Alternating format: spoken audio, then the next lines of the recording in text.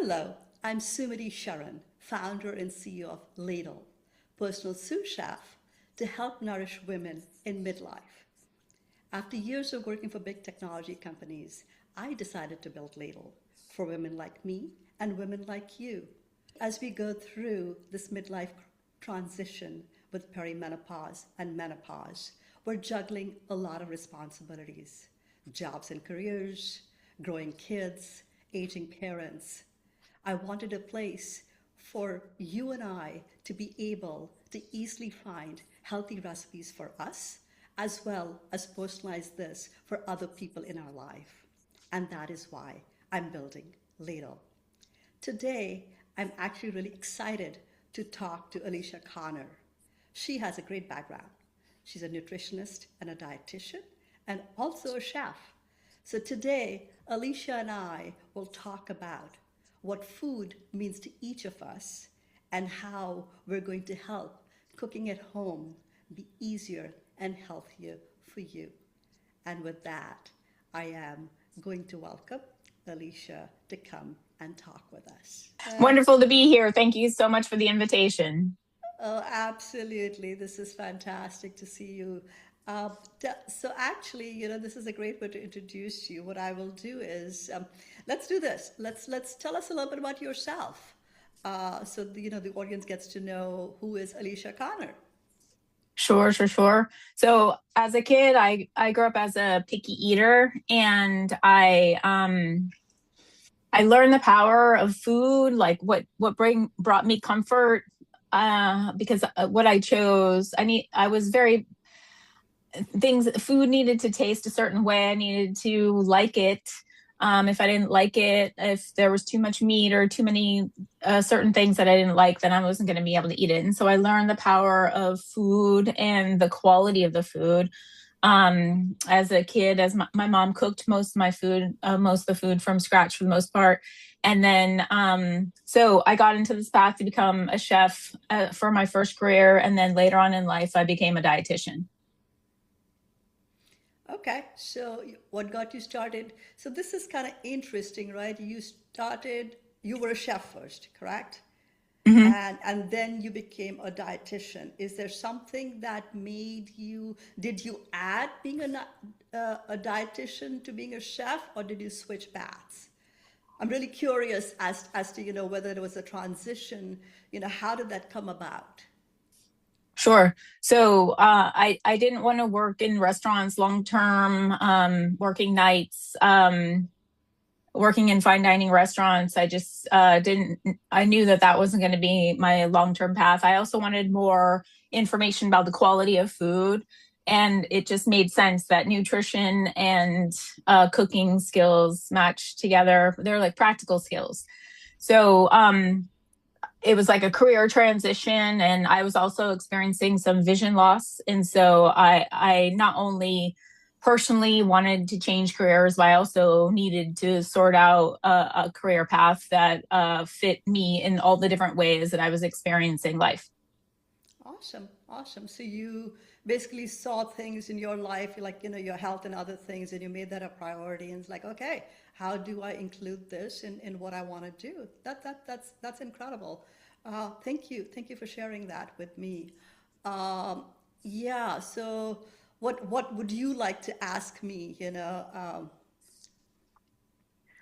Sure. I'd love to know more about. I know you have this wonderful platform, Ladle, and I wanted to find out more about what inclusion at the table means for you. Oh, that is a wonderful question, Alicia. And it goes to the right of, to the heart of what ladle is, right? The whole idea of ladle is the ability for everybody at the table to be able to have a healthy, safe, and also delicious meal. But that also means, as you know, I have a son who grew up with severe food allergies. So it was really important for me that the meal he had was the same as everybody else has.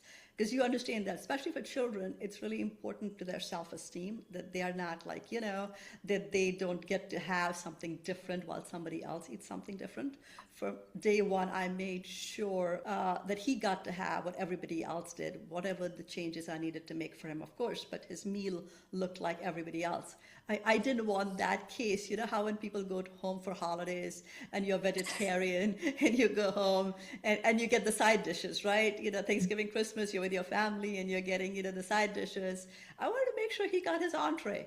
And I wanted to make sure that his entree looked like everybody else's and it was as delicious, right? So that is actually really important, and which is why at Ladle we are doing this where we are focusing on women, right? Women tend to focus on themselves last, but especially as women in midlife are going through a lot of health changes, right? We want to make sure they can put themselves first, they can get healthy meals for themselves, and they can also do that for their families, right? So yeah, that's, thank you for that question. Yeah, it's something very, very dear to my heart. The question I can think for you, I think this would be interesting. I always wonder about food, right? Food to all of us is so personal, right? We all eat food, and food is so personal. What does food mean to you, and how does it make you feel? I actually, I think a lot of people identify as a foodie, and I don't identify as a foodie per se. I just enjoy good food, and I get really excited about ingredients, like single ingredients. Like carrots are probably one of my favorite vegetables because they're sweet and they add that sweetness, and they're versatile, and not everybody likes carrots, but just a specific example about a vegetable. And then so I get excited about the sourcing of the ingredient, like the farm, where it came from, the culture, where it came from, where it was grown, like the history, more so than just the food I eat. I also like bringing different flavors together. And oftentimes when I'm working with clients, I talk about satisfaction. So we have satisfaction in our meals, like nutrition, like adequate nutrition. But that what does that mean even, right? Like adequate nutrition. So I teach balanced meals and snacks to get enough protein and carbohydrates, vegetables, and healthy fats. And so when you think about satisfaction, think about like the texture and chew, like the density of the textures, like the vegetables. Say like cabbage is more dense and has more chew compared to like butter lettuce. And so I like thinking about creating recipes as well as meals that are satisfying not only with the nutrition aspect, but also like the multi-sensory experience, the takes, the texture, what it looks like, the presentation. And this isn't making fancy meals. This is just like everyday meals that are easy to make. So this is a really great term, satisfaction, right? So I think you're using it for multiple things. And I think one of it is just getting the satisfaction of you've had a good meal, right? That you're satiated, you're not hungry anymore. But I think you're talking about it's multidimensional, because one of it is this is what I'm hearing, and you can tell me if this is kind of what you're thinking, but it is probably the way the food looks, as you are looking at it, it's like, oh, is this something I want to eat? And then, what you feel when you're eating it, both in terms of satisfying your hunger and hopefully satisfying, like I think about it, the taste buds, feel like, oh, okay, that really hit that point. Is that kind of how you see that? Yes, yes, yes. Like the taste and how it looks. However, there's always some sort of nuance, because not all the food we eat is like visually amazing, but it's going to taste good. And so this is important to know. Some folks listening to this, they might like freeze meals in advance. And I'm a huge advocate of freezing single serving portions of meals or part of meals for the future self. And so frozen food doesn't look appealing. whether or not you buy it frozen or you freeze it yourself, it just doesn't look appealing. And so sometimes you have to be kind of like open minded to sometimes the food doesn't look amazing, but you know from maybe repeat exposure that it's going to taste good. So, because there's a psychological piece. So, satisfaction is not only like it's a texture satisfaction, but also emotional. So, sometimes we have like regular meals that are functional and that maybe are not amazing, but it gets you from point A to point B, and it's not that they don't taste good or that are bland or anything. It's just like more functional, and sometimes they're more elaborate and extravagant meals. Fair.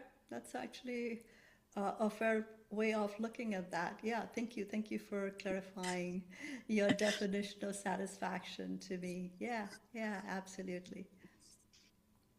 Nice. So I'm curious, what in terms of food specifically, what brings you comfort? Correct. That is such an interesting word about comfort, right? And when I think about comfort and calm are two things that go side by side. But, let me just talk to you about comfort first, right? Because, just like you, I like food and it doesn't have to always be this amazing meal, right? I think sometimes food is comfort, right? It's just something that feels good. For me, I have a ritual that I do every few weeks, and especially on a nice foggy day in San Francisco, I will go down to the grocery store, get a bunch of chicken bones, and I'll throw a bunch of vegetables and herbs, and I'll simmer it for hours.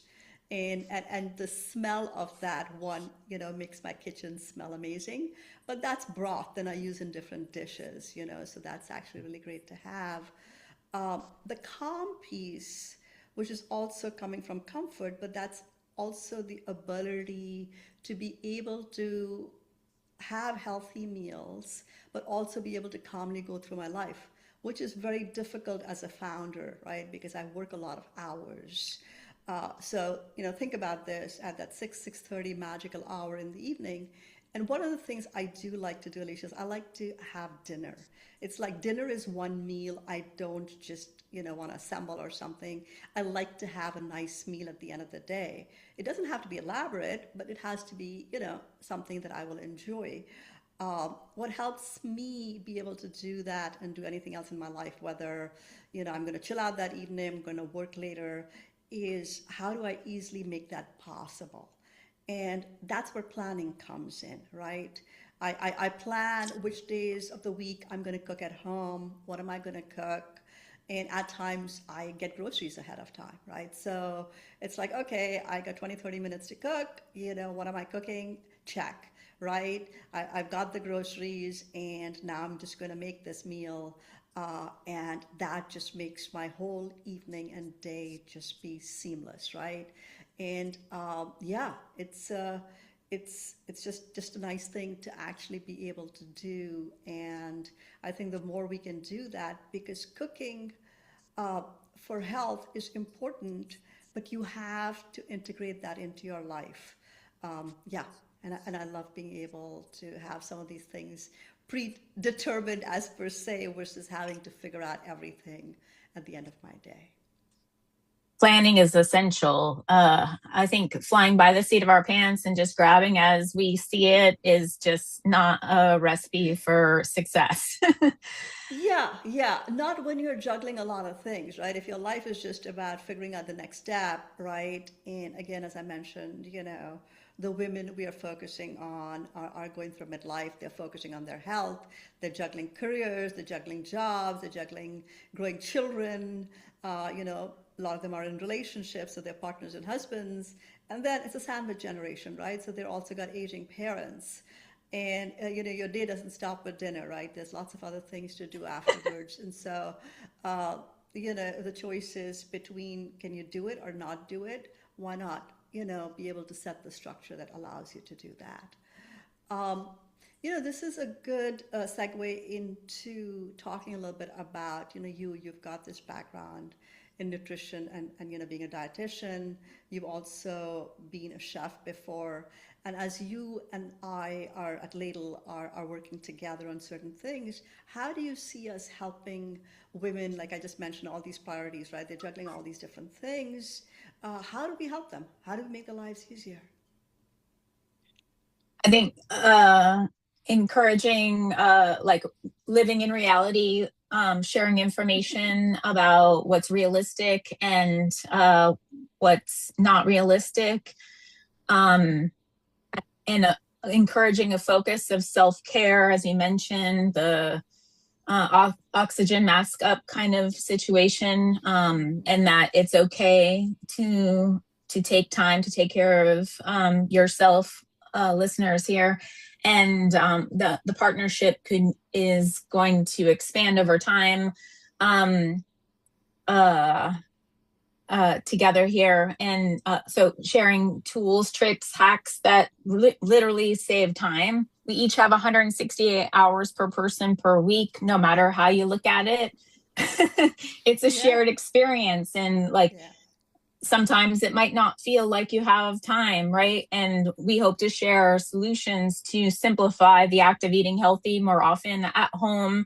And it's not about compromising, it's about switching some swap outs that are more nutrient dense, and then time saving tips that just make it easier to share meals together, right? So one of my values, and I share this with you, Sumati, but is time together with humans, friends, family, colleagues together. And this is usually over meals. And this can be simplified. And you and I have talked about this before, is like if you're going to have a dinner party, like it could be a potluck. You don't have to use cloth napkins. You can use paper napkins, and just like super simple solutions to make it so it's easy to get together. Because oftentimes busy women might not socialize as much because it's another thing that they have to do on top of all the other things that you mentioned. And so it's like, how do we build in socializing into life so that it's not disruptive?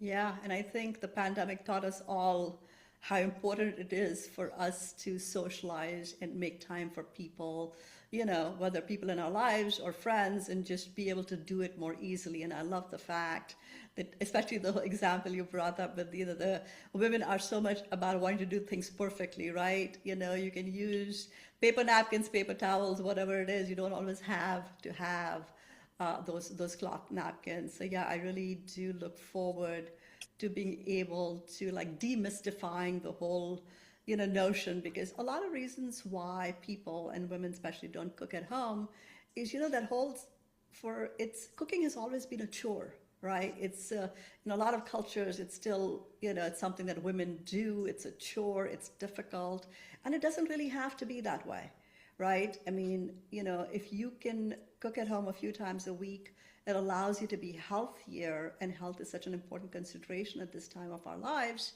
But again, those tips and tricks that can help us make that experience easier and build more confidence for women is really important to us.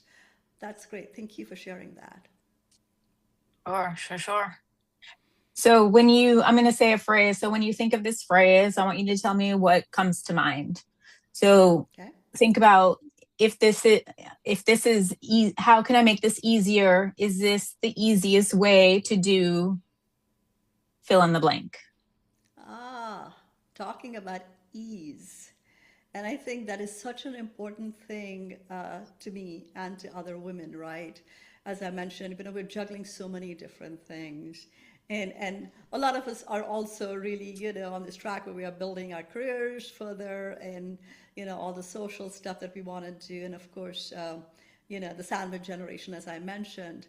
And of course, health is not going to go away. As your estrogen goes down, this is the time to focus on your health, because it's not like, you can juggle everything else and say, hey, once I'm done with A, B, and C, I'm going to come back to taking care of myself. That gets to be something really important for you to take care of now. So in terms of ease, and this is something I have personally wrestled with, right? So I'll give you an example. I love fresh vegetables. I grew up, going to farmers markets as a young girl with my mom, and I've done that since. And I particularly love the just a job or the chore, whatever you want to call it, of chopping vegetables. I mean, it just kind of is something I enjoy. But can you just imagine at the end of the day, some days, and it's not the end of my day, but when I'm trying to get dinner, 20, 30 minutes, if I'm going to do everything from scratch, I just don't have the time to do that. So it's really helpful at that time to, yeah, have frozen vegetables, right? Or pre-cut vegetables. And so I can put that meal together and I can still cook at home, right? So I have to give up something to be able to make that possible versus having to resort to DoorDash. Um, and there's another thing that you had mentioned a little bit earlier in terms of, freezing portion sizes, right? I'm a big believer, especially when it comes to things like tomato sauce, right? So, you're making tomato sauce, you want to put it in pasta, I make extra, right? So I can freeze it in portions. Or things like chili and curry. I will be honest, it's you cook a nice curry and you save it in portions. There's nothing more wonderful than knowing that, okay, I just have to cook rice and my meal is ready, and I don't really have to think about it today. So any of those things that just make your life easier, and it's yeah, I really think that is very helpful. So I wanted to, you just said you had to give up something. What do you have to give up exactly? Uh, well, I think more. I mean, okay, so on one point you can say, well, if you're using a frozen vegetable, it does not have the chewiness of fresh vegetables, right? I mean, they may be easier to get overdone, or they may not be. So you may have to compromise a little bit on the taste, right? Or it could be just the experience of, like I said, when I chop vegetables, it kind of settles my head, because it's the simple act of slice, slice, slice. In some ways, it's just, but it's something I have to give up, because I can be doing that, or I can be assembling things together because I have 20 minutes to put my dinner together, right? Uh, Yeah. but the other thing that I'm getting is the ability to cook a healthy meal and eat it at home versus having to resort to DoorDash, which is probably going to take me longer, but it's going to get me. And I'm not against eating out, but I think we need to think about, or I need to think about making simple compromises that allows me, and this is true for the listeners here, is it allows you to be able to cook more often and be healthier and save money. And sometimes there's just simple things that will enable that and make that whole process easier. Yeah. I do want to highlight, I don't think that these are actually compromises. They might sound or feel Yeah. like compromises psychologically, but they're actually merely choices. And sometimes it feels like a bigger deal because it feels like maybe like it's a compromise and a value or whatever. But I think in general, like I've made decisions. I used to not purchase produce from Trader Joe's before, when everything was like in clamshell plastic containers, and I would go elsewhere. But Trader Joe's happened to be in my my commute, like it was in my easy commute. And so at some point I decided, I had initially thought of it as a compromise, but then I thought it was actually in favor of Alicia Mm-hmm. to buy produce there. And I wasn't buying a lot, it was just to fill in the gap of what I needed. And Mm-hmm. so, and now Trader Joe's has less plastics, which is good. But Mm-hmm. and so sometimes it's like, ask yourself to get out of the way to be able to make a simple choice or decision for ease and health. A lot of my work with my clients is about mindset for health. And so sometimes like the word choice and how we think of things is it's important because we're all processing all this information and like what's better, what's not better. And so I just wanted to illuminate that. You know, that is a really good way to look at it. So, what you are saying is put aside your judgment. It's a choice you're making, right? It is a choice you're making, and that choice is going to pay dividends for you, right? So, instead of, like, for example, for me, instead of cooking 2 times a week, I could cook 4 times a week, right? Just because I'm making that choice to simplify things. And you know, there's always time on the weekend if I wanted to, you know, do a bigger meal where I wanted to make pasta from scratch and, you know, other stuff. But that has a place for it, and there's an ability to get that satisfaction, which is another word that I loved hearing from you today, is have the satisfaction of, hey, I am eating a good meal, I'm healthy, and I'm making the choices that enable me to do that. I love that. Yeah, thank you for clarifying that. Well, this has been a really nice session. I really enjoyed talking with you.